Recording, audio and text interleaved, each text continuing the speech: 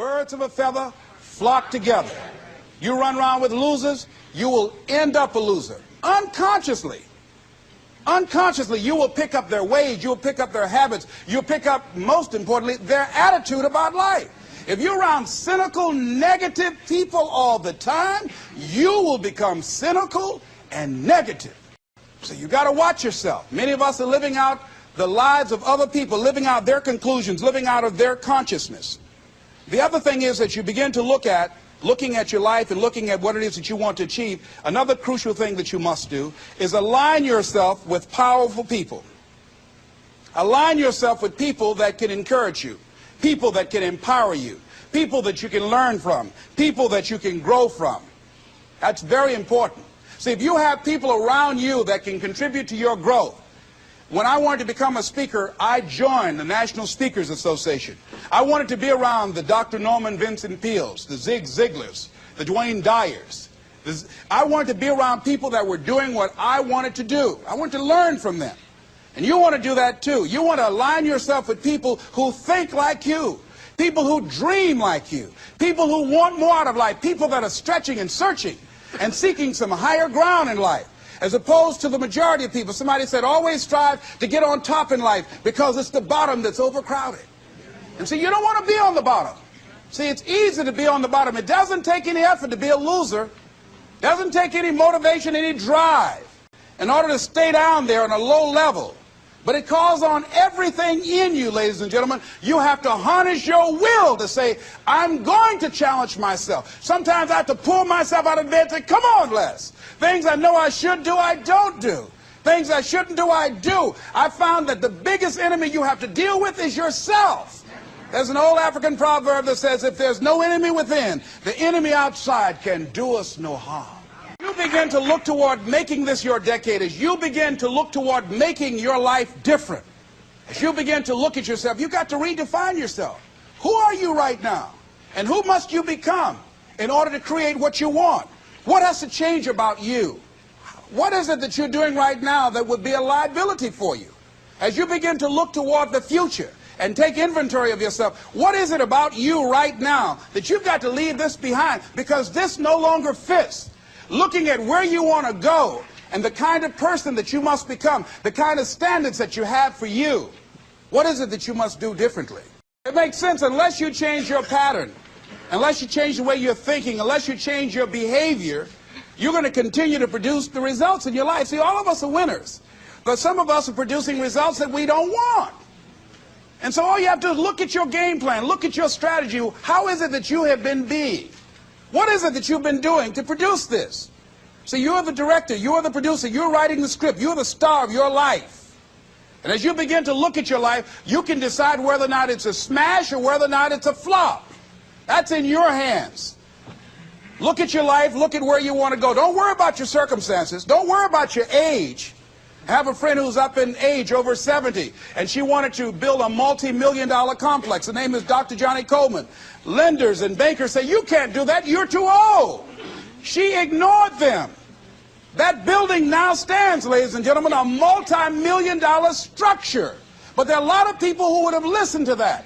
There are a lot of people that would not have even gotten to that point. They would have talked themselves out of even going down to the bank to ask for it, because they've already said no to themselves. See, it's time now. If you want to make this your decade, you've got to start saying yes to your life. You've got to start saying yes to your dreams, yes to your unfolding future, yes to your potential, as opposed to saying no. See, 87% of our self-talk is negative. So you've got to make a conscious, deliberate, determined effort to say yes to your dreams. Why not? Why not me? Don't spend time like most people going through life complaining. You got to learn to let the past go so you can grow. Many people never act on their dreams because they allow their past experiences to determine what their possibilities are. Whatever you've done in the past, that's not a reflection of your possibilities. That's just a reflection of your consciousness. That's just a reflection of your development and your growth. The future is unfolding for you right now. The future is unlimited for you right now. No one knows where you can go. No one knows what you're capable of or what's possible for you. You don't even know that. I had no idea, ladies and gentlemen. No one could have convinced me that I was able to do this. I never forget, I was speaking in Detroit, and a high school friend of mine saw me afterwards, and he was backstage. He said, I can't believe it's the same person. And I thought for a moment, and I said, it's not. The person you know, he's gone. We have the power to change our personal history, changing the direction of our lives, changing our thoughts, changing where we want to go, exploring new horizons. So as you begin to look at this decade and affirming that this is your decade, as you set goals that will make you stretch, that will bring out the best in you, as you begin to remove the negative, toxic people from your life, as you decide to take some chances in life, and that's one of the things that's very important. Viscott said, if you're not willing to risk, you cannot grow. And if you cannot grow, you cannot become your best. And if you cannot become your best, you cannot be happy. And if you can't be happy, then what else is there? Most people never achieve their goals because most people suffer from possibility blindness.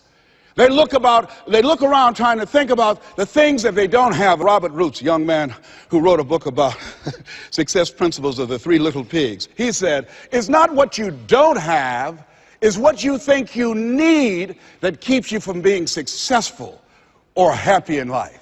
It's not what you don't have. See, I was focused on what I didn't have.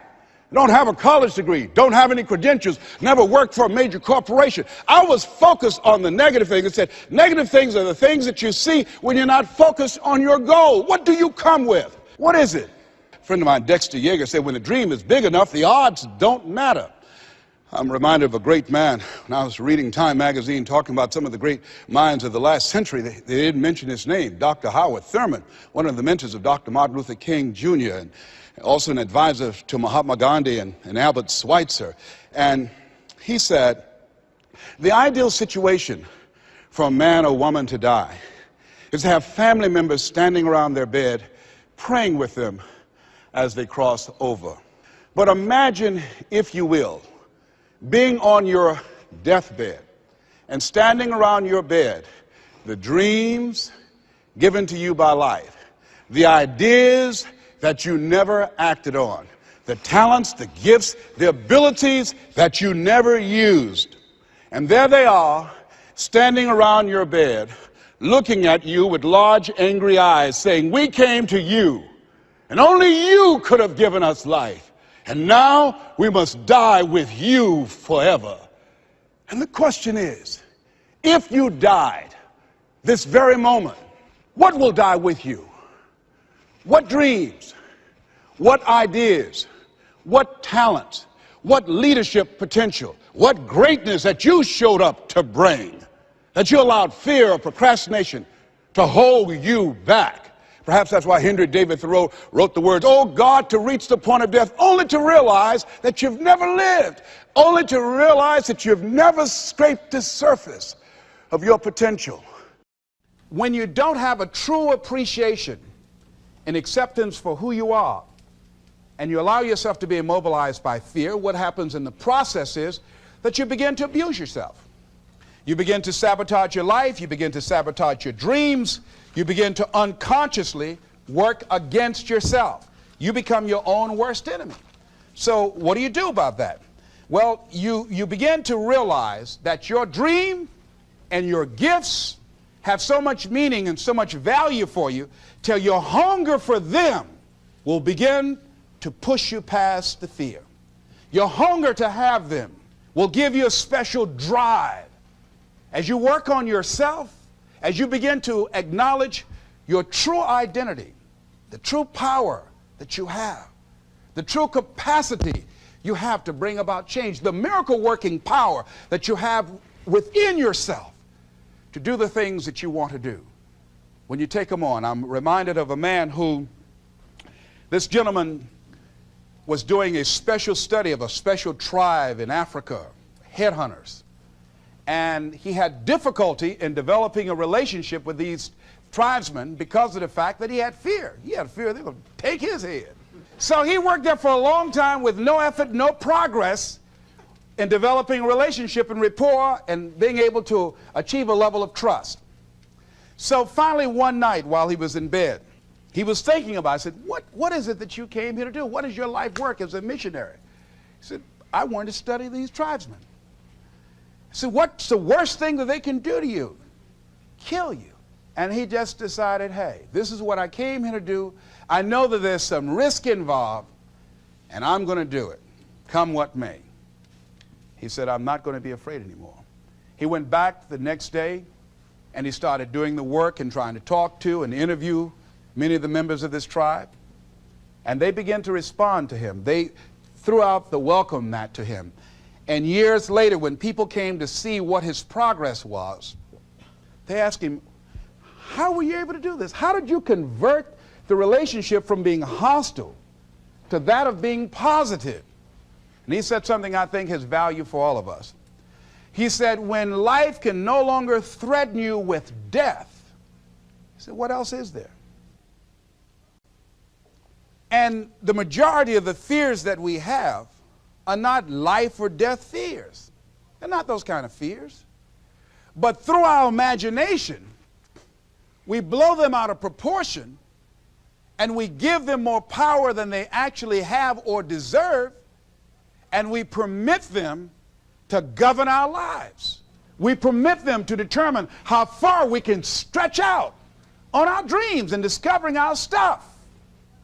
And as we begin to look at ourselves and begin to, wait a minute, just getting to the point as you assess yourself and begin to prove yourself and just say, wait, hold a minute. I've been sweating this out. What's the worst thing that can happen to me on this? Will it kill me? Will I die? Why am I going through all of these changes over this? How much power does this really have? And am I the one that's feeding the power into it? See, a lot of times we allow ourselves to be fed and to be programmed into being afraid. I mean, you watch the news and read the newspaper, you'll be scared to come out the house. Am I right? You'd be afraid. So what kinds of things, what kinds of thoughts are you feeding your consciousness? What kind of things are you putting in your mind that will enable you to either move forward or to justify why you're staying where you are? I remember when I ran for state representative in Columbus, Ohio. And I had a lot of people telling me, and you got to watch not only the conversation within, but the conversation without. Telling me, Les, you can't possibly win. You can't do that. And I went down to the legislature, and I saw myself. I knew what I wanted. I saw myself in the chair. I pointed out the chair that I wanted. I used to go and sit up in the galleries and watch the legislative process. I used to go to the committee meetings and listen to legislation being introduced. I learned how to write legislation, how to amend legislation. I started thinking like a legislator, got up every day dressing, thinking like that, selling myself on it, seeing myself in the legislature. Mr. Speaker, I'm the gentleman from the 29th House District. I'd like to introduce a bill. I went in the legislature, walked around. I had the experience of it. And when I ran and won against overwhelming odds, they were shocked. I won the election even before it was held because I was living it in my mind. You want to see yourself beyond your circumstances. You got a challenge, see yourself beyond your challenge. See yourself with the challenge already resolved. And knowing that all is well, seeing yourself in control and in charge of your destiny, being healthy and happy. The next thing is, it is important in the area of motivating yourself, it's important to know why you're doing it. Because that mind will say, why bother? Why go through all this? This is too hard. No, throw in the towel. It's not worth it. Has it ever said that to you before? Here's how you can handle that. Here's how you override that. Write down 5 reasons why you deserve it. Why do you deserve what you want? Why you? Why do you deserve it? What meaning and value will it bring to your life? What's so different about you that you deserve your goal or this goal? And when you write down those 5 reasons, when you have some down moments, and you're going to have them, when that conversation starts talking to you and it's going to talk to you, what you will do is you can pull that out and read it, and it will build you up. It will be your rod and your staff to comfort you through some challenging moments, because you're going to have some. Life will knock you between the eyes. It will catch you on the blind side, come out of nowhere, stuff you can't anticipate that will knock the wind out of you. You want to give up. That's why it's important for you to work on yourself, listening to tapes, building yourself up, talking to yourself with power, feeling, and conviction, building yourself up day in and day out, because it's coming. I guarantee you, life is just waiting. Oh, he's doing good now, huh? Very good. I remember I had an experience. I was pursuing my dream, and that's why you have to work on yourself. You don't know what's going to happen. And I was telling people, I had this big rally I had to do. It was 5,000 people there. And I said, you must work on yourself. If you want a larger vision, you've got to empower yourself continuously, because life will catch you on the blind side. What are some of the self-defeating behaviors that we become involved in that prevent most people from enjoying themselves? Some people develop the what's the use attitude. Why bother? Some people have the I really don't care. And they convince themselves that they don't care and they don't feel anything. And after a while, they really don't feel anything. Their lives are empty. Some people say, well, it's really not worth the hassle. Just too hard. It doesn't bother me anymore. The fact that I'm not living out my dream. The fact that I'm capable of doing more and I'm not doing it. The fact that I'm content but I'm not fulfilled. The fact that I'm not living my dream. Tom Rusk and Randy Reed, in a book called I Want to Change But I Don't Know How, said people go through life many times playing it safe. He says that's the secret hope, that they say to themselves, if I never let myself feel too good, maybe I'll never get hurt too badly. A lot of people don't ever do the things they're capable of doing because they allow themselves to go along with the crowd, following the crowd. Many people have things they want to do, and they find themselves in relationships with people who are addicted to mediocrity, and they allow their behavior to influence their behavior. Following the crowd. Many people don't do it because of the fact that they allow their lack of self-confidence to immobilize them. I remember when I wanted to go into business for years, that was an agonizing thought in my mind. I wouldn't try it because I didn't believe that I could make it. Of the 5 things that you would like to do if you had the courage to do, I want you to pick one thing. Pick one. And here's how to set it up for yourself that will help free you and get you unstuck. What is the worst thing that can happen if you do it? What's the worst thing that can happen? Let's say going into business for yourself, or changing careers, or getting a divorce. Taking some kind of chance of something that you've always thought about doing, but you just haven't done it for whatever reason. What's the worst thing that can happen? Do the worst case scenario. Now, when you do the worst case scenario, you write those things down, the worst things that you fear would happen. When you name your fears, that puts you in control. What are you afraid of? Name it, write it out so you can look at it. Confront that fear. What is it? I'm afraid that things might work out. What else, Les? Well, I've never been in business, okay? What else, Les? Well, I don't have all the help I need. Okay, good. What else, Les? Well, I don't have enough money. All right, good. What else, Les? Well, I don't have a college degree. What else? I'm not as good as those other guys that I've seen up there speaking. Okay, what else? Well, that's all I can think of right now. Okay, good. Now that takes you to the next step. What are the benefits? What are the benefits of your acting courageously, taking life on? Well, part of what happened was that I felt better within myself, and I had a strong sense of self-respect. Going into business for myself, I made a lot of mistakes. Sometimes I was down on myself. I felt stupid. I felt dumb because people who were in business said, why would you do something like that? Well, I didn't know. Boy, were you really dumb. But the other thing is, I had to say to myself, but I did it. I did, even if I made a flop of it, I did it.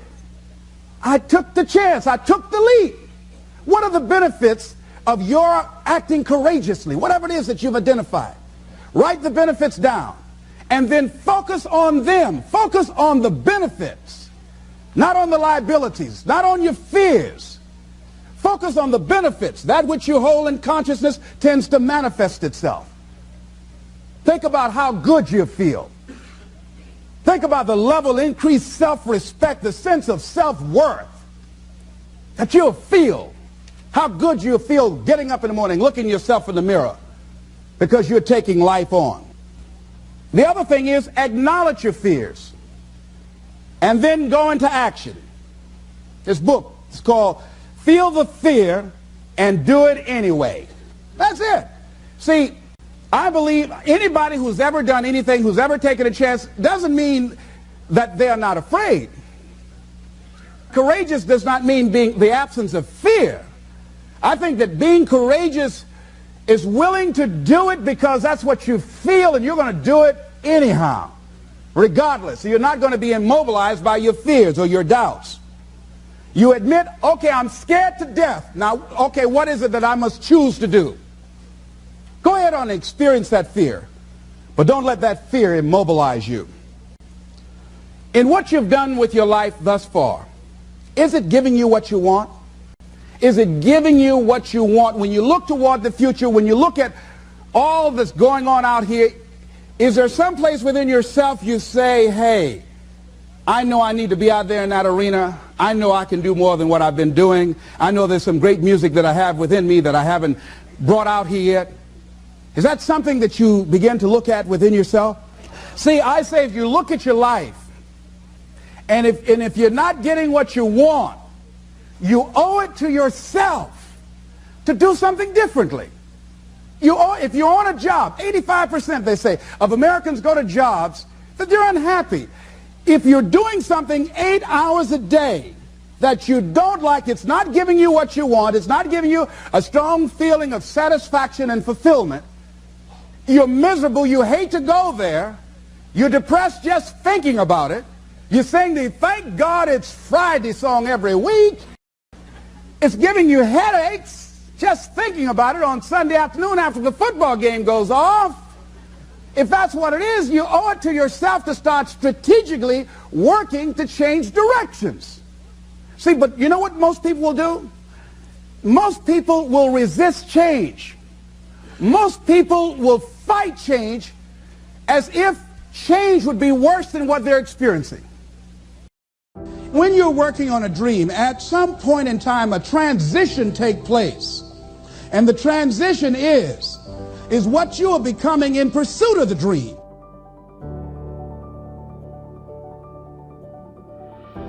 Because even if you don't get the dream, you become such a strong and powerful person. It will so change your life, you can look at something else and say, well, I think I'll go do this then. Because you've now developed yourself in such confidence and such competence in how to deal in the arena of life that you can move into another area and not miss a beat. Once you begin to discover who you are, then you really realize how you have been given authority and dominion over everything on the face of the earth, including all the dimensions of your life. But you can only do that through the struggle of life. And most people avoid the struggle. Most people go through life avoiding pain. And when you go through life like that, something in you dies. Something in you that you never activate is lying dormant in there, that you never get a chance to call on because you have not challenged yourself. Somebody said, the land of familiarity belongs to the dead. That most people like to feel like they're king in the area of their comfort zone. They only want to do those things that they know how to do well. Osborne said, unless you attempt to do something beyond that which you've already mastered, you will never grow.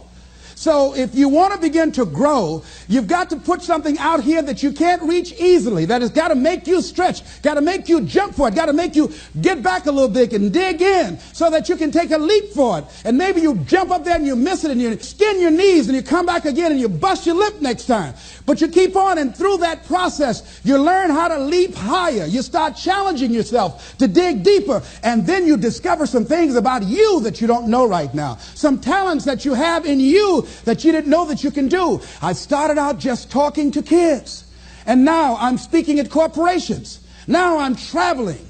I didn't know I can do this, but had I not given myself a chance, and I'm saying to you, give yourself a chance. Here's something else. If you want to begin to make your stuff happen for you, I think that it's very important that you start trusting yourself. Listen to yourself. Listen to that still small voice within you. Don't try and make everything logical. There are some things about life that defies logic, that you just can't explain how the outcome is going to be. that once you begin to trust yourself and your ideas and your instincts, life takes on a whole new meaning, because now I want you to do that feeling that you are led. Just feel, I am led. I remember the worst speech I had ever given in my life. I let someone exploit a fear that I had. For years I had a tremendous inferiority complex because I'm not college educated. And this person knew this. And she said, let me write this speech for you. You're going to speak at Ohio State University. Those people are very educated there, and they're going to know when you make grammatical errors, and they're going to know because of the substance of your speech that you are not literate. I care about you. I don't want you to embarrass yourself. So this person proceeded to write a speech for me. I had a speech in my mind. But this person was stronger than I was negatively than I was positive about my own thoughts. And I gave my power away. With my permission, I allowed this person to guide me to do something that I really didn't want to do. But I didn't feel enough inner strength and conviction about my skills as a speaker and the message that I had to bring to stick by my guns. And I got up there at the Ohio Union, and I read this straight speech and did not move and did not take my eyes off the page because I'm not accustomed to reading. And after I finished, some people gave me a standing ovation because I read it extremely well, and I was very tense and I was very nervous. Ladies and gentlemen, don't give your power away. You don't need anybody to approve your dream. It was given to you. If they can't see it, it's because it wasn't given to them. It was given to you. Hold it, nourish it, cultivate it, work on it. It's yours. It's your baby. Work on it until it comes into fruition.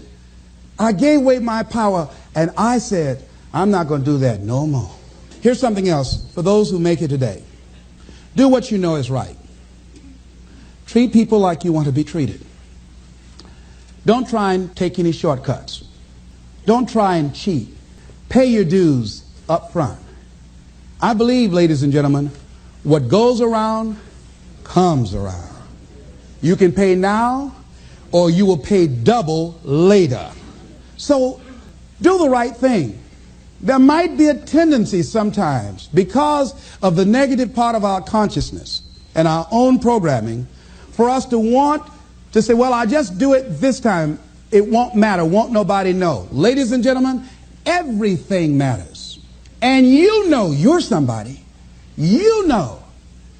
I'd rather lose out on my dream doing the right thing than to cheat trying to make a shortcut to get to my goal. I want to be able to look myself in the mirror. And that's what you want to do. There's no saying, judge a man not by what he does, but by that he doesn't have to do. And to judge the true quality of a man is what he'll do when nobody's looking. See, there's some good out there for you in the universe that has your name on it. And nobody can get your good. It has your name on it. They can't take your stuff. It's your stuff. So when you know that whatever you're seeking, it's also seeking you, you don't worry. You don't run scared. You don't think somebody's going to take it from you. You listen to your inner voice, and you always take the high road. There will be the tendency, the natural inclination to take the low road. You must resist that. Here's something else I encourage you to do if you want to make it today. Keep your agreements. Keep your agreements that you make, and establish a network of people who will also do that. Establish a network of people in your life that you can count on, that will be there for you when you need them, and you be there for them. Here's the other thing as you're working on your dream. A lot of people have been calling me saying, hey, man, I read about you in Ebony. Boy, you're lucky. Ladies and gentlemen, let me tell you something. Here's something else. 3 P's to have in your life. In working on your dream and doing your life work, you must be patient, persistent, and positive no matter what. I called John H. Johnson for 2.5 years to get in that magazine. The first time I called him, he wouldn't talk to me. Then I was persistent, trying to find out who knew him that could invite me there to meet him, or an opportunity to speak so that he could hear me. And I met a guy who worked for him. And I said, hey, I'd like to speak to you guys free. I just want to know, will he be in the audience? They said, yes, good. I spoke and I tried to tear the microphone up. And he said after I finished, hey, young man, you're quite impressive. I'm going to have my staff do an article on you. I said, thank you, Mr. Johnson. And I sent him information on me, Federal Express. And it didn't happen. Waited for a month and it didn't happen. Waited for 2 months. It didn't happen. I started calling every month. Hello, how are you? May I speak to Mr. Johnson? I'm sorry, he's not available. Tell him Les Brown calling. I just want to say thank you very much for the article when he puts it in.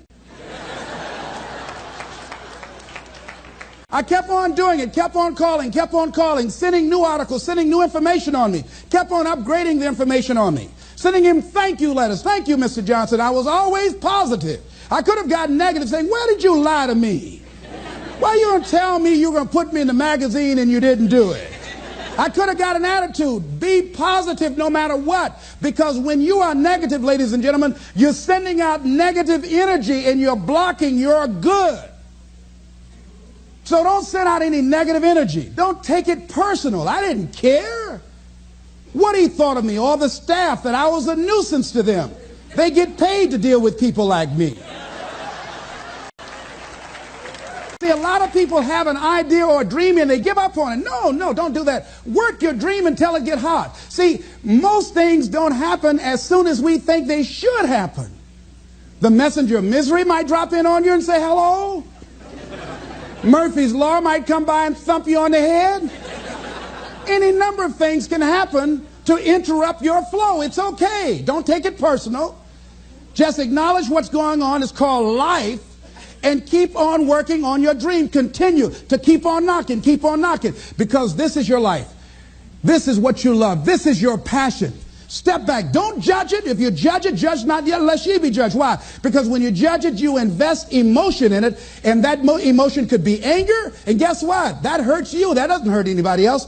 One doctor said, the man who angereth me killeth me. And then he allowed someone to egg him into an argument on the floor of the National Medical Convention and suffered a massive heart attack. When you're in a state of anger, you have so much acid in your blood, if they withdrew some blood from you and inserted it into a pig, it would die from the acid. So what do you want to take yourself out early for by internalizing things? Shakespeare said, nothing is neither good nor bad, but thinking makes it so. So judge not according to your appearances, but right judgment, and feel that everything is going to work out for you because you're patient, you're persistent, and you're going to be positive no matter what. Don't allow other things or people or circumstances to determine what your reaction is going to be. I was out to dinner with some people, and we had a waitress that was quite discourteous and rude. And the people around me took an attitude about it. I learned how to observe life. I think that in order to overcome life, you've got to learn how to observe it. Just stand back and watch what's going on and choose not to buy into it. I said, excuse me, ma'am. I said, do you know what TIP stands for?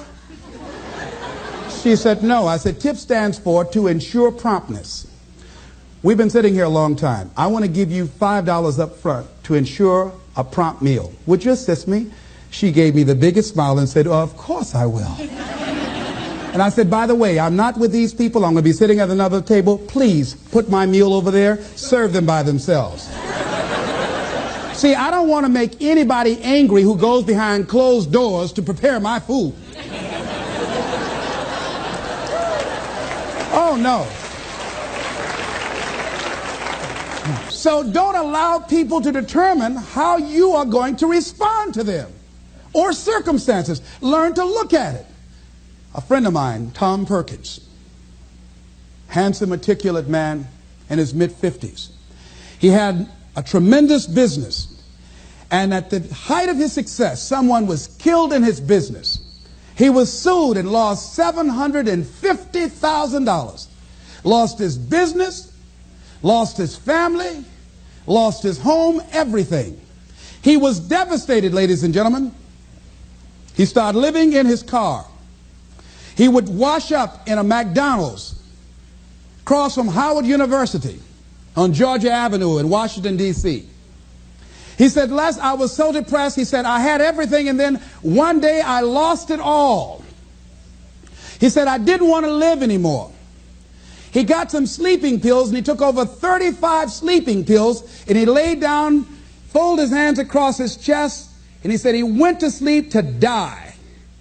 2 days later, much to his amazement, he woke up. He couldn't even get that right.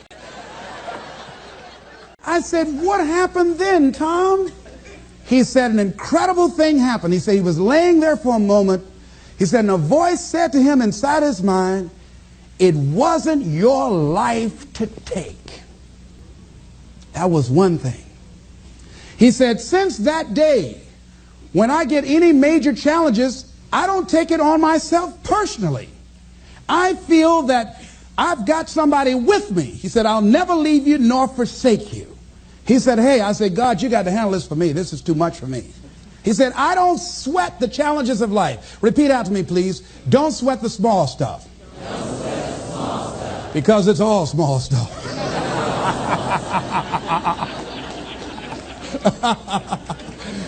See, whatever you're worried about, if someone called you right now and say, listen, you got 2 days to live, I'm telling you, you won't be worried about your bills, ladies and gentlemen. You won't be worried about whether or not somebody loves you or cheating on you because you're about to check out. Okay? So put things in perspective. Here's something else Tommy said that I think is important. He said that the voice also said to him, if you change your ways, I'll give you far more than you ever lost. Look at your life right now. If you want to keep on getting what you're getting, keep on doing what you're doing. You've got to be willing to change your ways. Your life is working. If you don't like what you have produced, you're a director, you are the star, you wrote this script. You produced this, whatever it is. If it's a hit, you produced it. If it's a flop, you produced it. Take ownership of it and decide to go back to the drawing board and rewrite the script that you are the star of. You have the power to do that. On this day, you can declare that I'm going to change. As you look back on your life, you can decide that I don't like what I produced here, and I want higher ground. I want to begin to experience more love. I want to have more adventure in my life. I want something that gives my life a sense of meaning. Ladies and gentlemen, I've been selected to head up a program called Project Life in Chicago, training thousands of kids. And I had the experience, we had our second session this past Monday. And to see these young people when they came in, and to see the young people and the parents and the community volunteers when they went out. One young man from the Cabrini Green housing projects who didn't want to be there, who came up and said, I want you to know I'm so glad to be here. And he said, I'll never be the same again. He said, thank you, Mr. Brown. He said, I just got to go now, but thank you, sir. I'll never be the same again. To see a letter I got from a young man who was in the Cook County Jail where I work on Monday morning. And this young man will not be out of jail for at least 50 years. At least 50 years. They gave him 100 years. This guy has shot at least 60 people that we know of and killed 10 at least. And this letter he wrote, he said, since listening to your tapes, he said, I have not changed, but I feel a different person in me. Over 70% of these young men are in there for murder. We wanted to have a two-pronged attack where we would train people on the outside and train those that are in the jails, because I believe if you cage them like animals and treat them like animals and they're out on the streets every 22 months, they're going to get out and act like animals and go back in like animals. So we said, let's take an approach. This gives me my life. This might be insane. But I felt so good. I believe, ladies and gentlemen, if we can accept the possibility of that this is the decade of consciousness. That's what I believe that this is. The decade of consciousness, if you please.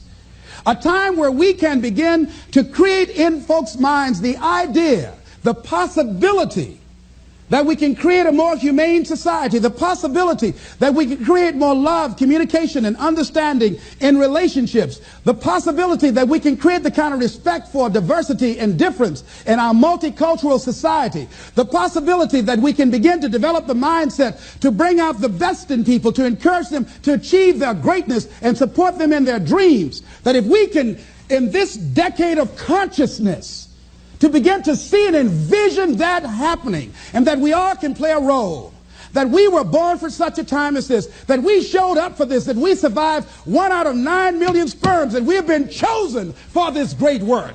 Here's something else to recognize. Wherever you are on the ladder of life, and I was reading in Dr. Norman Vincent Peale's latest book called The Power of Positive Living, which I think is his greatest work, and he has something in there, a section called Comeback Power. Wherever you are in life, ladies and gentlemen, you've got comeback power. I don't care how low you are. I don't care what you have done. I don't care what you have experienced. I don't care how devastated your life might appear to be, the shambles it might be in. There's a power in you that can enable you to be stronger and better than anything that's out here. One man who came to the training, he was not a kid. And I knew he had a drinking problem. And he was looking at me, and I could smell alcohol on him. I said, excuse me, come here, come here, come here. He said, what is it? I said, let me tell you something. I want you to know you've got something in you that's stronger than that poison you're putting in your body. Do you understand me? And he was looking, he was backing up. He said, no. He said, I don't know, man. I said, it is. I said, that's why you're here. Something drew you here. And that which caused you to come, you said you want some help. And you need to be around some people that can help you get in touch with your power, because you know that your life deserves this. See, I think that the reason that we abuse ourselves with drugs and alcohol is that we're trying to numb something in us that's aching us, that's urging us, that's nagging us to do something bigger and better. It can't be because it tastes so good. That when we are deluding ourselves or polluting our minds, it numbs us where we don't have to face reality, because we don't know what we've got going for us. See, once you discover who you are, the truth of knowing who you are will set you free from ever wanting alcohol, from ever wanting any kind of drug that's going to destroy who you are. Once you begin to know who you are, it will set you free from believing, I can't see myself doing any better. Once you discover this power, the perfect essence of who you are, that's in all of us, that's permeating our being, that enable us to be the directors of our lives. A friend of mine did some work for me. It was below par, to say the least. I knew that this guy was capable of doing better work. I knew that he also had a fragile ego. So I was trying to think of what is the most sensitive way in which I can share this information with him. Because I wanted him to do my work over. I was going to pay him for what he did, but I needed my work done right.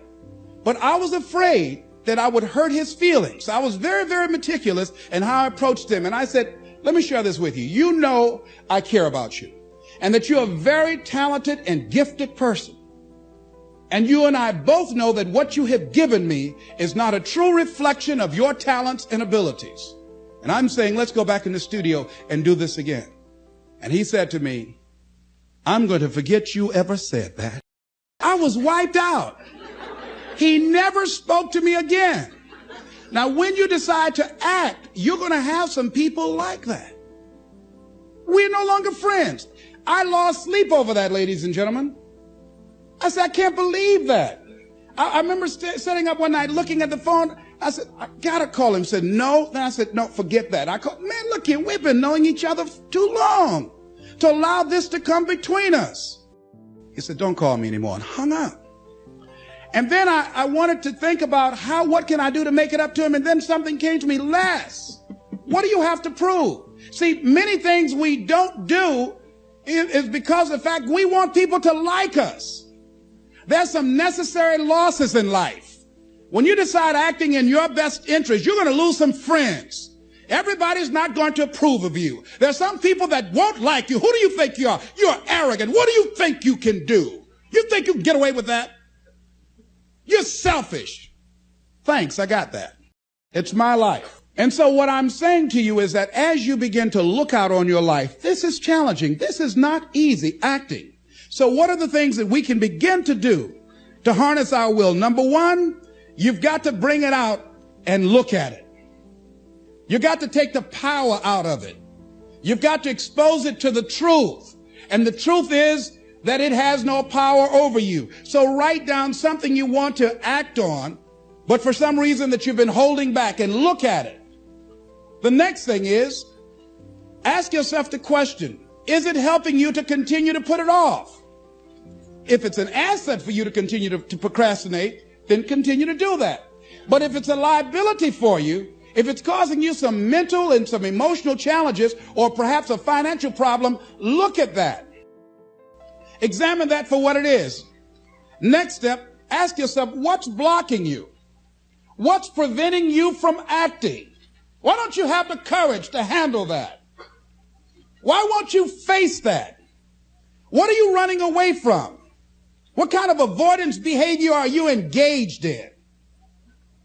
So what is the worst thing that can happen? I want you to visualize that, experience that, feel the nervousness and the discomfort. And the more you run it in your mind, the less power that it will have.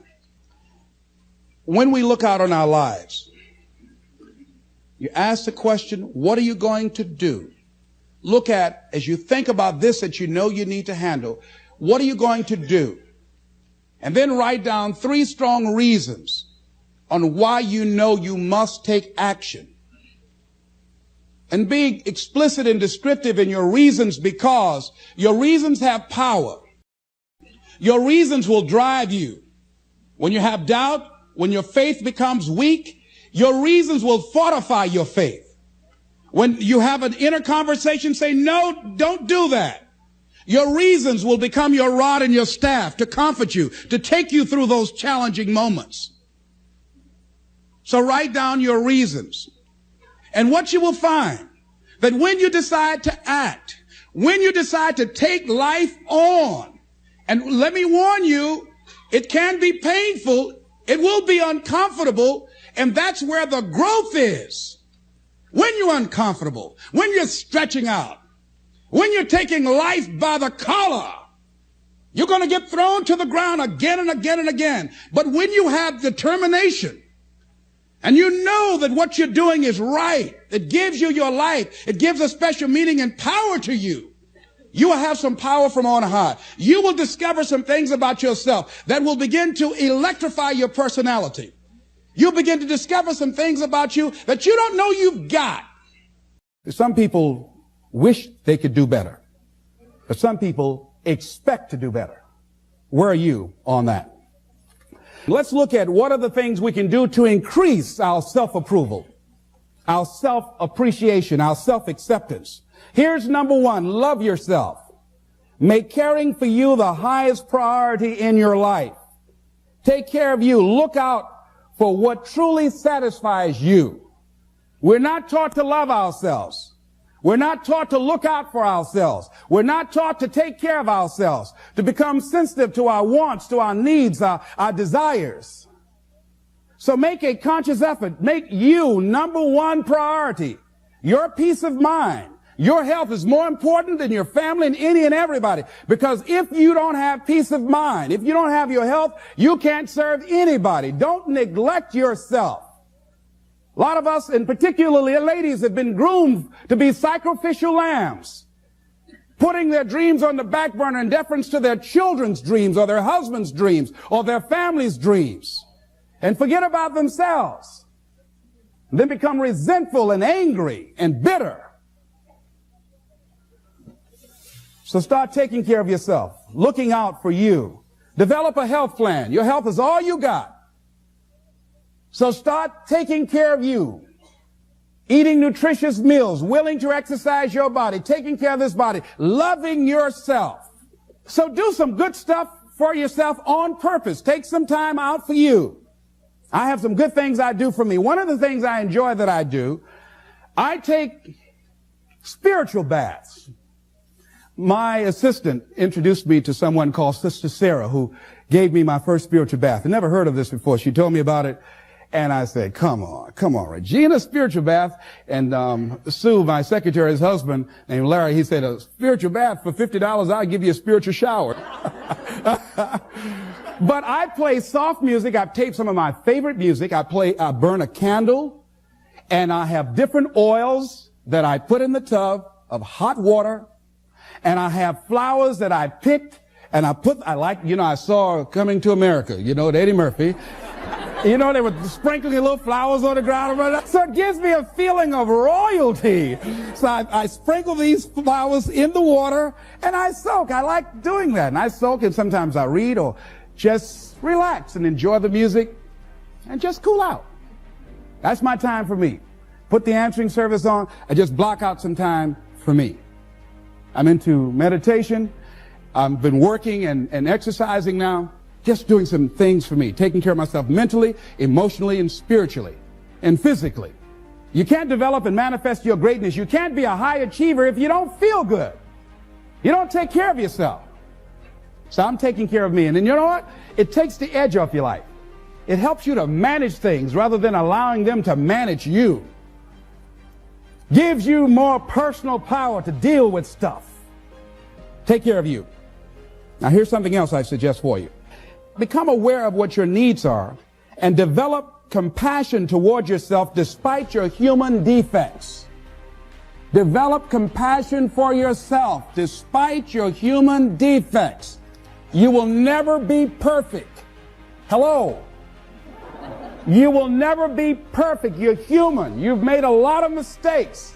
You've done a lot of dumb, stupid things. Guess what? You're not through yet. You're going to do some more. Hurry up and get it over with. It's all right. Got to learn to be gentle with yourself. Make it all right. What you don't know, mistakes that you make. It's okay. Handle it. Learn from the experience. Decide that you are going to, whatever you become involved in, to be upfront, to be true to yourself. Are you getting what you need out of it? And be upfront with people and tell them what you need from them. Don't assume that they know. Don't say, I thought you knew. No, tell people up front, here's what I need from this in order for this to work for me. Be upfront with your stuff. Tell them up front so they're not surprised later on. So your feelings aren't hurt later on. See, if they tell you up front they can't do it, now you know you can keep on stepping. But tell people up front, here's what I want. In order for me to play this game with you, if we're going to dance, this is what I got to get out of it. See, if you don't take care of your needs, guess what? You will always have that nagging song in the back of your mind say, well, when do I get mine? If you take people, and I've told you this, and you expose them voluntarily to things that they are avoiding and are afraid of. You take young people, say they're 16 to 22, and they're not really feeling that good about who they are because their life is chaotic and in disorder and they don't know where they're going. And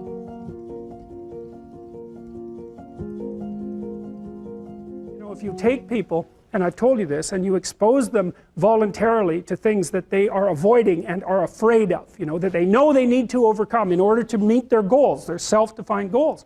If you can teach people to stand up in the face of the things they're afraid of, they get stronger. And you don't know what the upper limits to that are, because you might ask yourself, like, if for 10 years, if you didn't avoid doing what you knew you needed to do, by your own definitions, right, within the value structure that you've created to the degree that you've done that, what would you be like? Well, there are remarkable people who come into the world from time to time, and there are people who do find out over decades-long periods what they could be like if they were who they were, if they spoke their being forward. And they get stronger and stronger and stronger, and we don't know the limits to that. We do not know the limits to that. And so you could say, well, in part, perhaps the reason that you're suffering unbearably can be left at your feet, because you're not everything you could be, and you know it. And of course, that's a terrible thing to admit, and it's a terrible thing to consider, but there's real promise in it, right? Because it means that perhaps there's another way that you could look at the world and another way that you could act in the world, so what it would reflect back to you would be much better than what it reflects back to you now. I often ask undergraduates how many hours a day you waste or how many hours a week you waste, and The classic answer is something like 4 to 6 hours a day. You know, inefficient studying, watching things on YouTube that not only do you not want to watch, that you don't even care about, that make you feel horrible about watching after you're done. That's probably 4 hours right there. You know, you think, well, that's 25 hours a week, it's 100 hours a month, that's 2.5 full work weeks, it's half a year of work weeks per year. And if your time is worth $20 an hour, which is a radical underestimate, it's probably more like 50 if you think about it in terms of deferred wages. If you're wasting 20 hours a week, you're wasting $50,000 a year. And you are doing that right now. And it's because you're young, wasting $50,000 a year is a way bigger catastrophe than it would be for me to waste it, because I'm not going to last nearly as long. And so if your life isn't everything it could be, you could ask yourself, well, what would happen if you just stopped wasting the opportunities that are in front of you?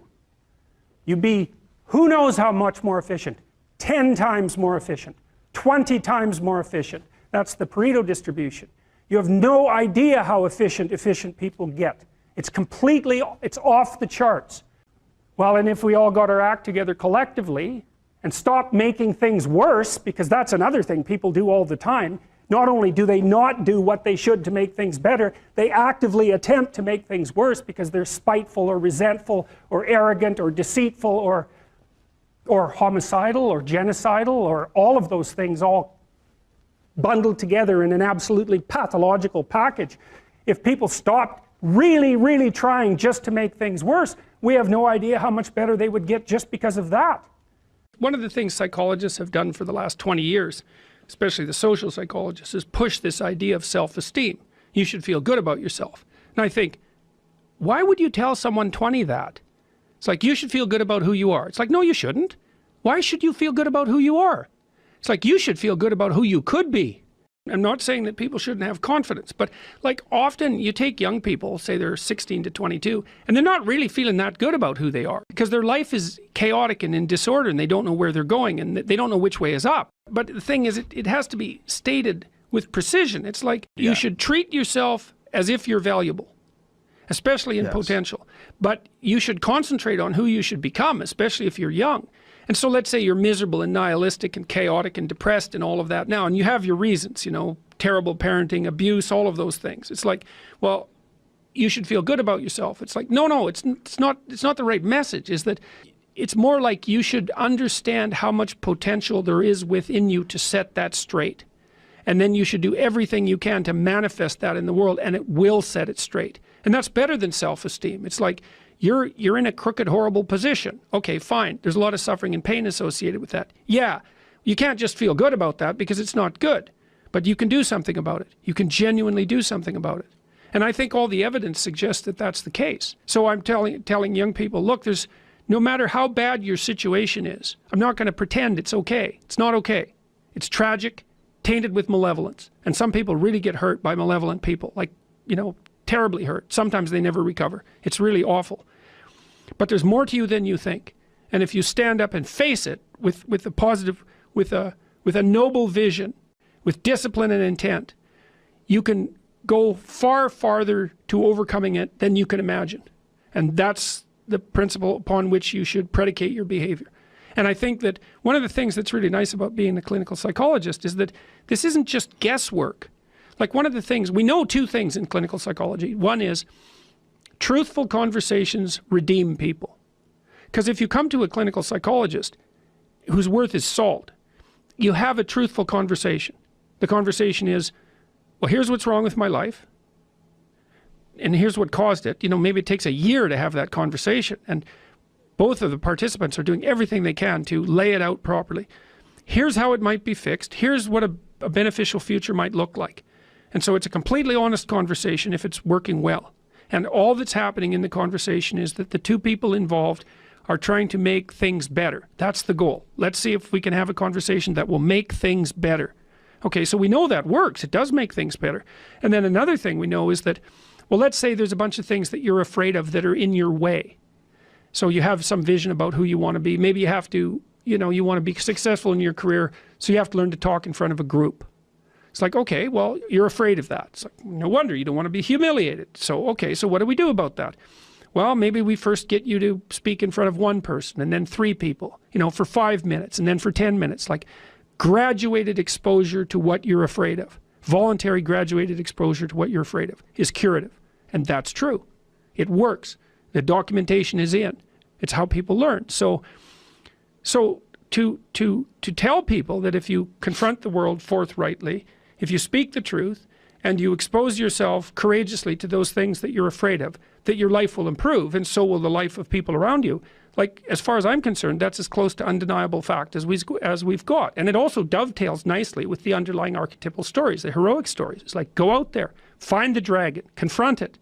It's a dragon, it might eat you, it's dangerous. But it's worse to cower at home and wait for it to come and devour you.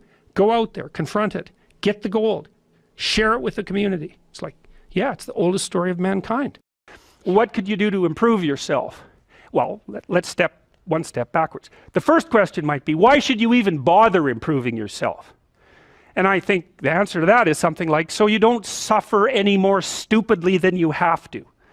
And maybe so others don't have to either. It's something like that. You know, like there's a real injunction at the bottom of it. It's not some casual self-help doctrine. It's that if you don't organize yourself properly, you'll pay for it, and in a big way, and so will the people around you. Now, and you could say, well, I don't care about that, but that's actually not true. You actually do care about that, because if you're in pain, you will care about it. And so you do care about it, even if it's just that negative way, you know. It's very rare that you can find someone who's in excruciating pain who would ever say, well, it would be no better if I was out of this. It's sort of, pain is one of those things that brings the idea that it would be better if it didn't exist along with it. It's incontrovertible. So you get your act together so that there isn't any more stupid pain around you than necessary. Well, so then the question might be, well, how would you go about getting your act together? And the answer to that, and this is a phenomenological idea too, it's something like, look around for something that bothers you and see if you can fix it. So now you think, well, let's say you go into a, you can do this in a room. It's quite fun to do it just when you're sitting in a room, like a room, maybe your bedroom. You can sit there and just sort of meditate on it and think, okay, if I wanted to spend 10 minutes making this room better, what would I have to do? And you have to ask yourself that, right? It's not a command, it's like a genuine question. And things will pop out in the room that you know, like there's a stack of papers over there that's kind of bugging you, and you know that maybe little order there would be a good thing, and you know, you haven't, there's some rubbish behind your computer monitor that you haven't attended to for like 6 months, and the room would be slightly better if it was a little less dusty and the cables weren't all tangled up the same way. And like, if you allow yourself just to consider the expanse in which you exist at that moment, there'll be all sorts of things that'll pop out in it that you could just fix. And you know, I might say, well, if you were coming to see me for psychotherapy, the easiest thing for us to do first would just be to get you to organize your room. You think, well, is that psychotherapy?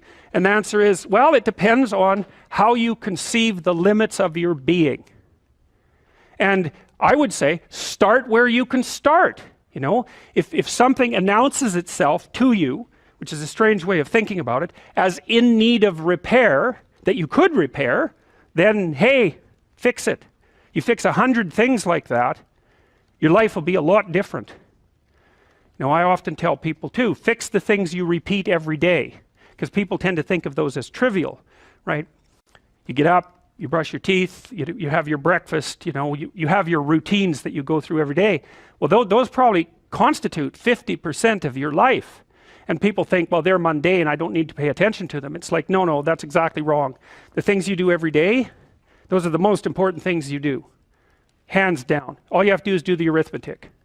You figure it out right away. So 100 adjustments to your broader domain of being, and there's a lot less rubbish, and there's a lot less rubbish around, and a lot fewer traps for you to step into. And so that's in keeping with Jung's idea about erasing once you've got your mind and your emotions together, and once you're acting that out, then you can extend what you're willing to consider yourself and start fixing up the things that are part of your broader extent. Now, sometimes you don't know how to do that. So you might say, imagine you're walking down Bloor Street and there's this guy who's like alcoholic and schizophrenic and has been on the streets for 10 years. He sort of stumbles towards you and, you know, incoherently mutters something. That's a problem. And it would be good if you could fix it, but you haven't got a clue about how to fix that. You just walk around that and go find something that you could fix, because if you muck about in that, not only is it unlikely that you'll help that person, it's very likely that you'll get hurt yourself. So, you know, just because while you're experiencing things announce themselves as in need of repair doesn't mean that it's you right then and there that should repair them. You have to have some humility. You know, you don't walk up to a helicopter that isn't working and just start tinkering away with it. You have to stay within your domain of competence. But most of the time, if people look at their lives, you know, it's a very interesting thing to do. I like the idea of the room, because you can do that at the drop of a hat. You know, you go back to where you live and sit down and think, okay, I'm going to make this place better for half an hour. What should I do? And you have to ask, and things will just pop up like mad. And it's partly because your mind is a very strange thing. As soon as you give it a name, a genuine aim, it'll reconfigure the world in keeping with that aim. That's actually how you see to begin with. And so if you set it a task, especially, you have to be genuine about it, which is why you have to bring your thoughts and emotions together, and then you have to get them in your body so you're acting consistently. You have to be genuine about the aim, but once you aim, the world will reconfigure itself around that aim, which is very strange. And it's technically true. You know, the best example of that, you have all seen this video where you watch the basketballs being tossed back and forth between members of the white team versus the black team, and while you're doing that, a gorilla walks up into the middle of the video and you don't see it. It's like, you know, if you thought about that experiment for about 5 years, that would be about the right amount of time to spend thinking about it, because what it shows you is that you see what you aim at. And that, man, if you can get one thing through your head as a consequence of even being in university, that would be a good one. You see what you aim at. And so, because one inference you might draw from that is, be careful what you aim at, right? What you aim at determines the way the world manifests itself to you. And so if the world is manifesting itself in a very negative way, one thing to ask is, are you aiming at the right thing? I read the story. It's not a biography, if I remember correctly, of the captain. I might be wrong about that, but I've got the basic story right. Well, they had a shipwreck in the Antarctica. And then they were there for a whole year in the Antarctica, you know, and none of them died, not one. He didn't lose a single man, not one. He kept their morale high. And then they took this boat that was on the ship, and they crossed like 400 miles of the roughest ocean, the roughest frigid ocean in the world, right? You don't go in that ocean. And then they went to an island, and they walked across the island, across these mountains that no one else has ever climbed since. And they went to the city on the other side of the island, and they got a boat, and they went and rescued their compatriots, and everyone survived. It's like, Endurance is the name of the book. You read that book, man, you think, wow, people are really tough, you know, and it's ridiculous. So who knows how tough you are? And maybe you find out by going out to find out how tough you are, right? So you take on a challenge, one that you think you can master, that's just a bit beyond your grasp, and you master it, and then you're a little tougher, and you think, hey, that worked out pretty well. And so then you're more of a monster. And then you go out and you find another challenge that's even bigger, and you think, well, maybe I can do that too. And then all of a sudden you can, and you get a little bit bigger, and God only knows what the limit is of you. And you find out by pushing yourself against the world. Well, let's talk about friendships for a minute.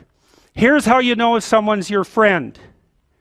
A, you can tell them bad news, and they'll listen. And they won't tell you why, you know, you're stupid and why that bad thing happened to you and how something worse happened to them once, and, you know, derail the whole conversation. You can actually tell them bad news and they'll listen. So that's a good thing. And then this is a weirder thing. You can tell them good news and they'll help you celebrate. And that's a really good way of deciding who you should have around you, because if you have someone around you, you know, something good happens to you and you're kind of afraid to even admit it because, you know, God, something good happened to you. It's like, you let that be known and it'll certainly be taken away. So, you know, you come out and you sort of tell someone half-heartedly that something good happened to you, and they give you a whack and then talk about, you know, the great thing that happened to them 3 years ago, or worse, the great thing that happened to someone that they knew 3 years ago. You know, it's like, go away from that person. They're not helpful to you, and they're not helpful to themselves either. And so you want to surround yourself, you got to think about this. You got to surround yourself with people who want the best for the best part of you.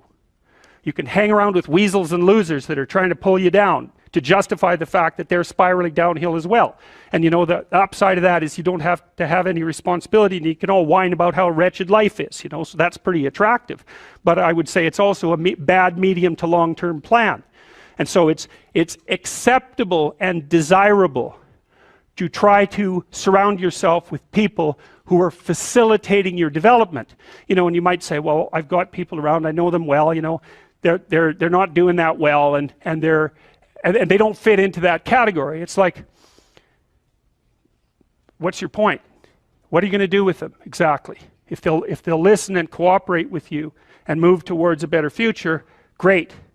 If they don't pay any attention and they keep doing the same damn things over and over and they're not going anywhere and it's painful, then maybe the proper thing to do is say, you just have your misery. I'll go off and have my life. And maybe you'll wake up at some point in the future and think that's a better way of being. Because just putting up with it is, well, they call that enabling, right? You put up with that sort of behavior, you're providing tacit consent for it and even tacit approval. It's like, it's a bad idea. You have, I would say, both the right and the responsibility to surround yourself with people who are good for the best part of you. When I talk to people about doing the future authoring program, they often put it off, and it's not surprising because it's hard. But it's more than that. They think, well, I don't know how to write. I'm going to do a bad job. I don't really like assignments. I'm going to have to do it perfectly. I need to wait till I have enough time. And like one of those is enough to stop you cold, and all 5 of them, you're just done. And so I tell people, do it haphazardly, a tiny bit at a time, and badly. Because you can do that. I tell my students when they're doing their thesis, master's thesis, write a really bad first draft. And then we have a little conversation about that because they don't think I mean that. Because it sounds like a cliche in some sense. It's not a cliche. It's not a cliche at all. It means you're a terrible writer. But if someone put a gun to your head and said, you have to have your 100-page thesis done by next Monday or I'll shoot you, but I don't care how terrible it is, you would sit down and write it. And the thing is, then you have it, right? Then you have something, and then you can fix it. You can iterate and fix it. That bad first draft, that's the most valuable thing, and so that's what you need. You need a bad first draft of yourself. And there's an idea that Jung developed about the trickster and the jester, the comedian, right? That the trickster is the precursor to the savior. That's one of the things I learned from Jung that was just, it's so unlikely. You'd never think that. It's so amazing that that might be the case, but the satirical and the ironic and the troublemaker, the comedian, the fool is the precursor to the savior. Why? Because you're a fool when you start something new. And so if you're not willing to be a fool, then you'll never start anything new, and if you never start anything new, then you won't develop. And so the willingness to be a fool is the precursor to transformation. And that's the same as humility. And so if you're going to write your destiny, you can do a bad first job. You're going to get smarter as you move forward. That's the thing, is that, so something beckons to you. That's what happens here. Maybe the star that Geppetto wished on was the wrong damn star, but at least it was a star, right? At least it was in the sky. At least it moved him forward. And so you say in your life, well, something grips you and fills you with interest. And you think, well, should I do that? And the answer is, if not that, then something. What if it's a mistake? It's a mistake. Rest assured. What do you know? You're going to stumble around, right? And what's going to happen is this. You're going to not stay in stasis. You're not going to wander around in circles. And I see people like that. They said, well, I never knew what to do, and now I'm 40. It's like, that's not so good. That's not so good. And you might say, well, and there is a literature, too, that suggests that people are a lot more unhappy when they look back on their lives about the things they didn't do than they are about the mistakes they made while they were doing things. And so that's really worth thinking about, too, because there's redemptive mistakes.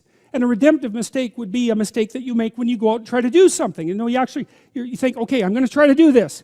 When you're not good at it, you make a bunch of mistakes. It's like, well, what's the consequence if you pay attention? You're not quite so stupid anymore.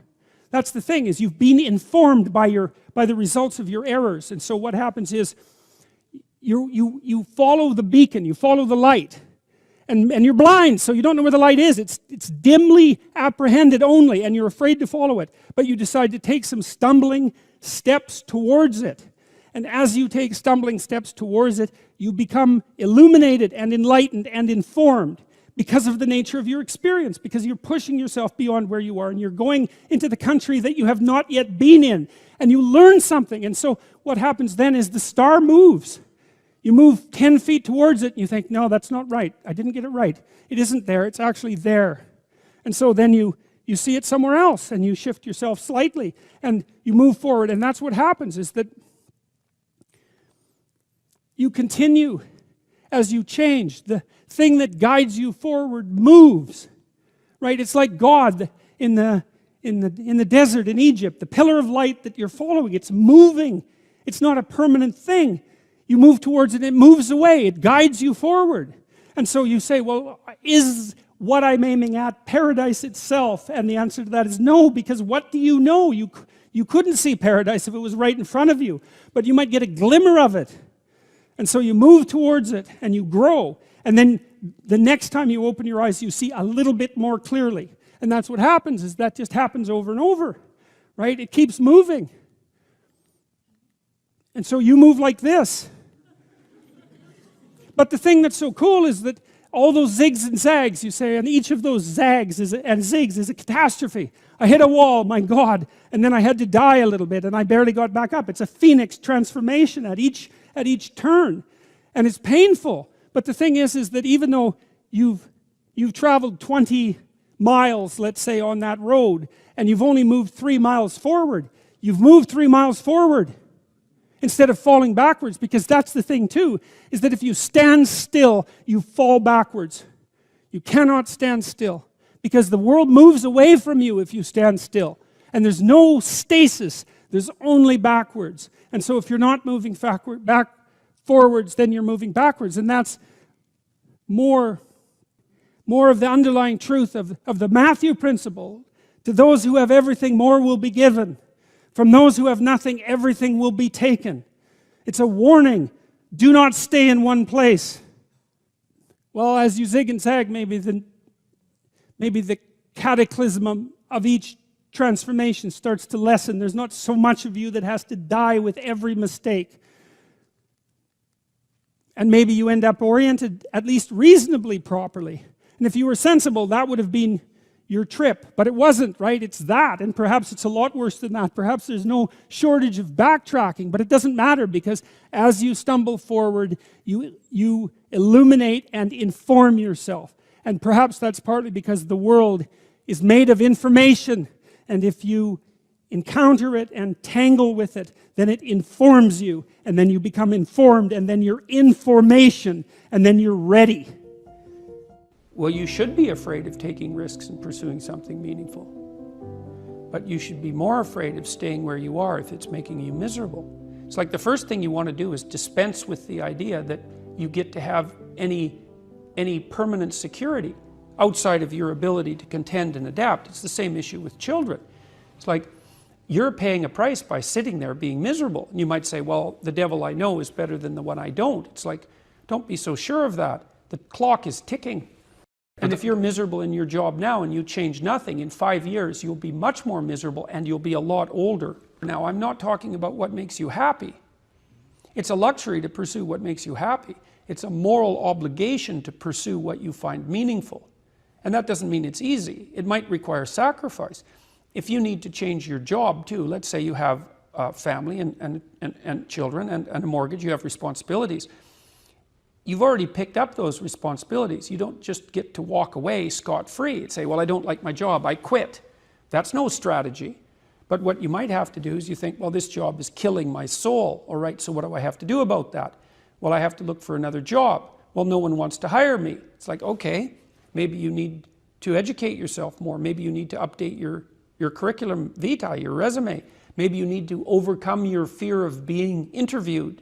Maybe you need to sharpen your social skills. Like, You have to think about these things strategically. If you're going to switch careers, you have to do it like an intelligent, responsible person. That might take you a couple of years of effort to do properly. I think it's more important to have an ethos, an ethic. So I have a program, for example, called the Future Authoring Program, which is a writing program that enables people to develop a vision for their life and then to develop a strategy. And so it's based on the idea, imagine that, and it's an extension of the ideas in the book, or at least something along the same lines. The first thing that you want to do is figure out, imagine you were taking care of yourself, like you were someone you cared for, which is rule number 2, by the way, essentially. Then you should figure out, well, if you could have what you needed and wanted, what would it be? What sort of friends would you have? What would your family relationships look like? How would you conduct yourself with your children? How would you educate yourself? You need to think through how it is that your life could be properly arranged if you had that ability. And then you can aim at that. And the funny thing is that if you do posit a goal of that sort and work towards it, you will move towards it. The goal will change because you'll learn things along the way. But I mean, I've dealt with hundreds of people in my clinical and consulting practice, and we set a goal, we develop a vision and work towards it, and things inevitably get better for people. So it's not a luxury, it's difficult. It's a moral responsibility, and it isn't happiness. It's not, the pursuit isn't for happiness. I've dealt with lots of people who have anxiety disorders, you know. And one thing about people who have anxiety disorders is they are not mysterious to me. I understand, it's no problem for me to understand why people have anxiety disorders, or why they're depressed, or why they have substance use problems. The mystery to me is always why people don't have all of those things at once, because everybody has a reason to be anxious. In fact, we have the ultimate reason to be anxious because we know that we're vulnerable and we know that we're going to die. And how you cannot be anxious under those circumstances is a great mystery. It's a massive mystery. And the same thing applies with regards to depression. And then the same thing applies to some degree with regards to drug and alcohol abuse. As I said last week, there's plenty of reasons to drown your consciousness in alcohol, that's for sure. We could refer to the aforementioned anxiety and depression, not least. And so, and the sorts of drugs that people are prone to take are chemicals that take the affective edge off the tragedy of life. Back to the issue of fear.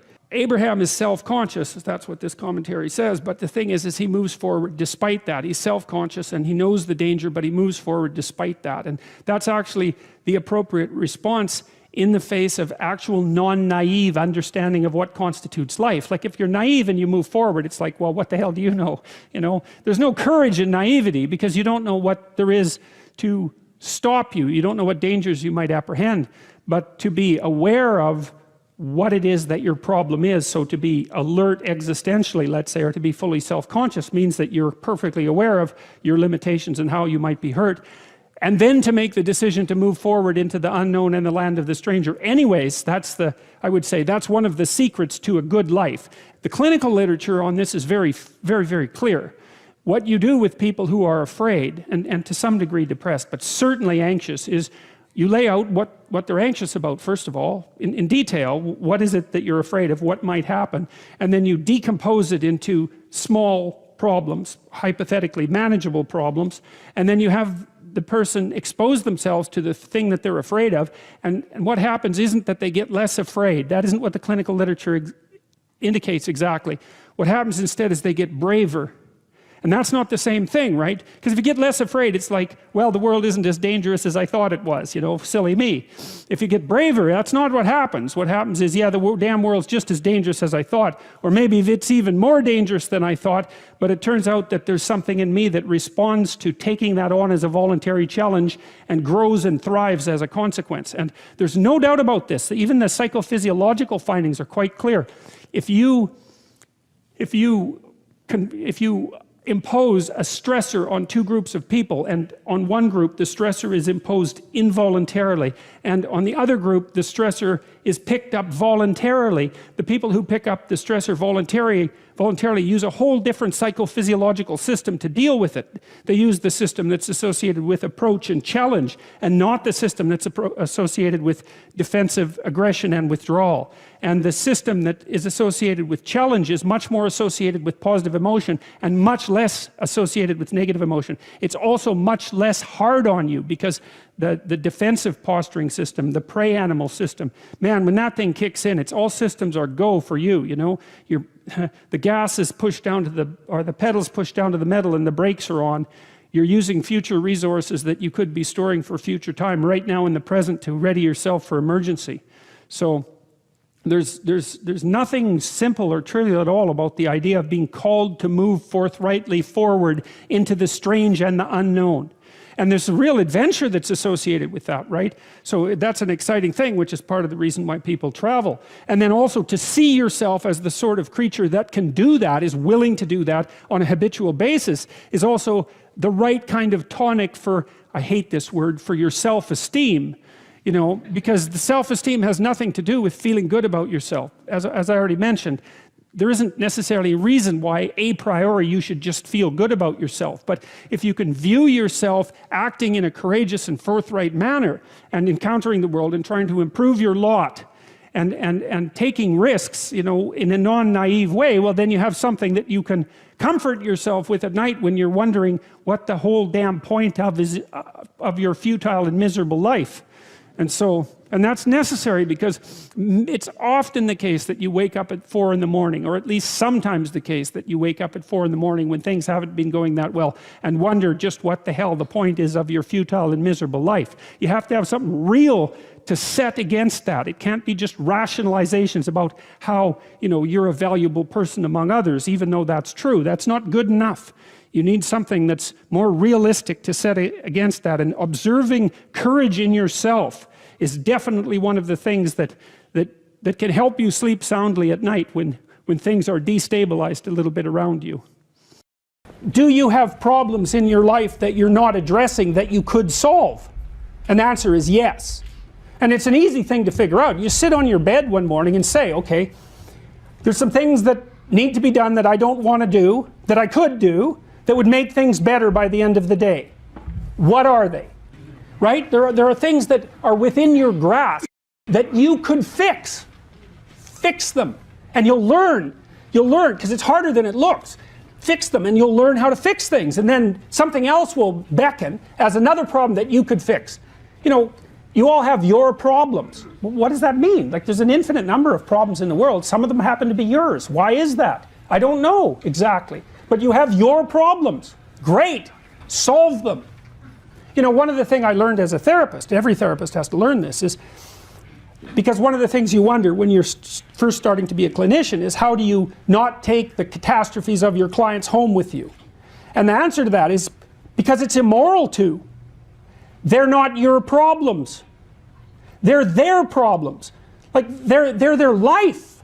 You know, your problems are your life. You don't want to solve someone else's problems for them, because you take away the deep meaning that's to be found in having them work through the problems on their own. And then you steal the credit. Well, I can help you with that. It's like, well, yeah, maybe, but I don't help you with the next problem then. So in any case, you sort out the problems that are right in front of you, and it will make you grow very, very rapidly. And then you'll be able to sort out more complex problems without making them worse. Let's say that you go to a party and you're trying to impress the people that are there, and you're trying to get them to like you, and so you maybe get jabbed at a little bit, and you laugh, and you know, you go along with everyone so that they like you, and then you go home and you're bitterly resentful about the way that you were put down at this party, and that's going to make all sorts of aggressive, I wish I could have said, it's going to make all sorts of aggressive and vengeful thoughts sort of flash through your imagination. Well, the first part of the problem is that you were too much persona, right? You sacrificed yourself in some sense at the party so that people would like you. And in the second part, you're refusing to admit to the existence of those elements of you that would have actually protected you from doing that. So let's say you go home and you're all bitter and resentful and you have fantasies of revenge. I mean, that reveals to you the shadow part of you that's aggressive. And the thing is, you actually need that, because if you would have integrated that more successfully into your personality, when you went to the party, you wouldn't have had to let people put you down to get them to like you. You know, instead of having a face like this, which says, I'll take anything that's coming my way, you know, you have a face and a stance that's more determined and assertive. And if you manifest that properly, people aren't going to mess with you to begin with. But, you know, you may have already adopted a morality that says, well, I have to be likable and I shouldn't do anything that causes any conflict and I shouldn't ever, you know, hurt anybody's feelings. And so you're just to present yourself as a punching bag and you think that that makes you a good person, but it doesn't. And there's no integration of the shadow in that situation. We're having a conversation. I'm deciding I'm going to listen to you. Right? That's different than how people generally communicate, because usually when they communicate, they're doing something like, okay, we're going to have a conversation and I'm going to tell you why I'm right and I'll win if you agree. Or maybe you're having a conversation where, I don't know what you're trying to do. Maybe you're trying to impress the person you're talking to. So you're not listening to them at all. You're just thinking about what you're going to say next. Okay, so that's not this. This is, you might have something to tell me. And so I'm going to listen on the off chance that you'll tell me something that would really be useful for me to know. And so you could think about it as an extension of the Piagetian, you know, Piaget talked about the fundamentally important element of knowledge being to describe how knowledge is sought, the process by which knowledge is generated. Well, if you agree with me and I find that out, I know nothing more than I knew before. I just know what I knew before. And maybe I'm happy about that because, you know, it didn't get challenged. But I'm no smarter than I was before. But maybe you're different than me, and so while I'm listening to you, you'll tell me something I don't like. Maybe it's something I find contemptible or difficult, whatever. Maybe you'll tell me something I don't know, and then I won't be quite as stupid. And then maybe I won't run painfully into quite as many things.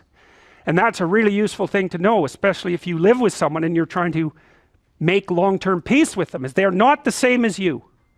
And their way they look at the world and the facts that they pull out of the world aren't the same as your facts. And even though you're going to be overwhelmed with the proclivity to demonstrate that you're right, it is the case that two brains are better than one. And so maybe 9 of the 10 things they tell you are dispensable, or maybe even 49 out of 50, but one thing, all you need to get out of the damn conversation is one thing you don't know. And one of the things that's very cool about a good psychotherapeutic session is that the whole conversation is like that. All you're doing is trying to express the truth of the situation as clearly as possible. That's it. And so now Roger's proposition, and I'll tell you why he derived it, was that if you have a conversation like that with someone, it will make both of you better. It'll make both of you psychologically healthier. So there's an implicit presupposition that the exchange of truth is curative. Well, that's a very cool idea. I mean, it's a very deep idea. I think it's the most profound idea. It's the idea upon which Western civilization, although not only Western civilization, is actually predicated. The idea that truth produces health. But for Rogers, that was the entire purpose of the Psychotherapeutic Alliance. You come to see me because you want to be better. You don't even know what that means necessarily, neither do I. We're going to figure that out together. But you come and you say, look, things are not acceptable to me, and maybe there's something I could do about that. So that's the minimal precondition to engage in therapy. Something's wrong, you're willing to talk about it truthfully, and you want it to be better. Without that, the therapeutic relationship does not get off the ground. And so then you might ask, well, what relationships are therapeutic? And the answer to that would be, if you have a real relationship, it's therapeutic. If it isn't, what you have is not a relationship. God only knows what you have. You're a slave, they're a tyrant, you know, you're both butting heads with one another. It's a primate dominance hierarchy dispute. Oh, I don't know, you're like two cats in a barrel, or two people with their hands around each other's throats. But what you have is not a relationship. So, all right. We may say that the greater the communicated congruence of experience, awareness, and behavior on the part of one individual, that's a reference to the same idea that I was describing with regards to Jung. So let's say you come and talk to me and you want things to go well. Well, I'm going to have to more or less be one thing, because if I'm all over the place, you can't trust any continuity in what I say. There's no reason for you to believe that I'm capable of actually telling you, I'm capable of expressing anything that's true. So the truth is something that emerges as a consequence of getting yourself lined up and beating all the impurities out of your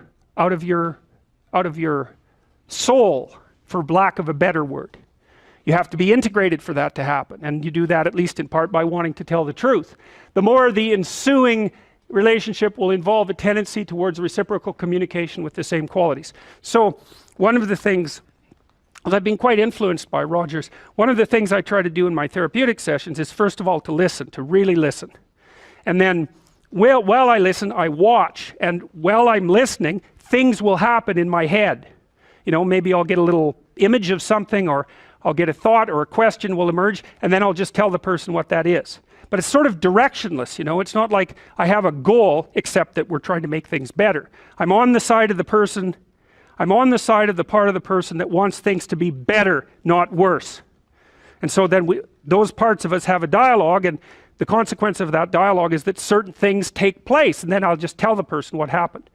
And it isn't that I'm right, that's not the point. The point is that they get to have an hour where someone actually tells them what they think. Here's the impact you're having on me. You know, this is making me angry. This is making me happy.